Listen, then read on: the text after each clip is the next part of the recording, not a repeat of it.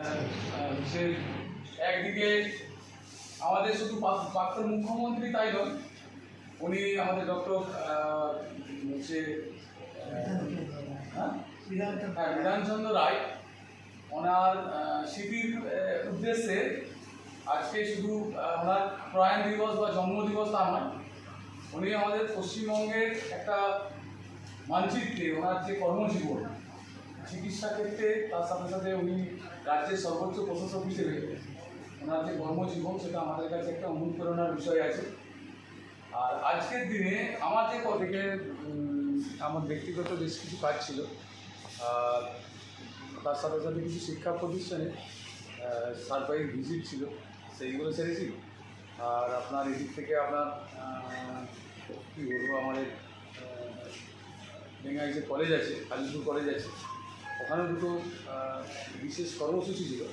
আপনারা জানেন যে 23 তারিখ অর্থাৎ ডক্টর শ্যামাপ্রসাদ মুখার্জির জন্ম মৃত্যুদিন, যেটা আমরা বলিদান দিবস বলি, ওই দিনের পর থেকে একটা শ্যামাপ্রসাদ মুখার্জি পক্ষ বলে একটি কর্মসূচি সমগ্র শিক্ষা প্রতিষ্ঠানে চলছে। তার ব্যতিক্রম নয় আমাদের বেঙ্গাই এবং কালীপুর কলেজ। তো এই দুটি কলেজে আমাকে অতিথি হিসেবে আমন্ত্রিত করেছিলেন ওনারা, আমি উপস্থিত হয়েছিলাম।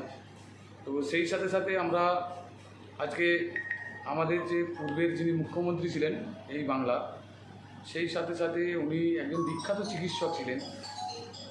তো ওনার আজকে প্রয়াণ এবং জন্মদিবস, অর্থাৎ আজকের দিনটি একেবারে জাতীয় চিকিৎসক দিবস হিসেবে আমরা পালন করি, উদযাপন করি। তাই এই বিশেষ দিনে এই ডক্টর বিধানচন্দ্র রায়ের যে জন্ম এবং প্রয়াণ দিবসে এই যে জাতীয় চিকিৎসক দিবস হিসেবে, তো কোথাও না কোথাও যে চিকিৎসকরা প্রতিদিন যেভাবে দিন রাত একদম সমান করে ওনারা মানুষের সেবা করে যাচ্ছেন, মানুষকে কি বলবো, একদম মরণোত্তর মানুষ যারা জীবন মৃত্যুর সাথে পাঞ্জা লড়ছে, যারা প্রতিনিয়ত বিভিন্ন রোগী দুরারোগী, তাদেরকে উনি আবার পুনর্জীবন দিচ্ছেন ওনাদের হাত দিয়ে। আর আমাদেরকে উনি এসে আরও মনোবল বাড়িয়ে গেলেন, ওনাকে মনের তরফ থেকে ধন্যবাদ জানাই। আর আজকে বিধান রায়ের জন্মদিন, এটা আমাদের কাছে খুবই একটা পাওনা। ডক্টর ডে বা ন্যাশনাল ডক্টর ডে, যে ভারতবর্ষে একমাত্র জায়গায় যেখানে ডাক্তারকে একজন দিন তার জন্য উৎসর্গ করা হয়েছে, এটা আমাদের বিরাট পাওনা।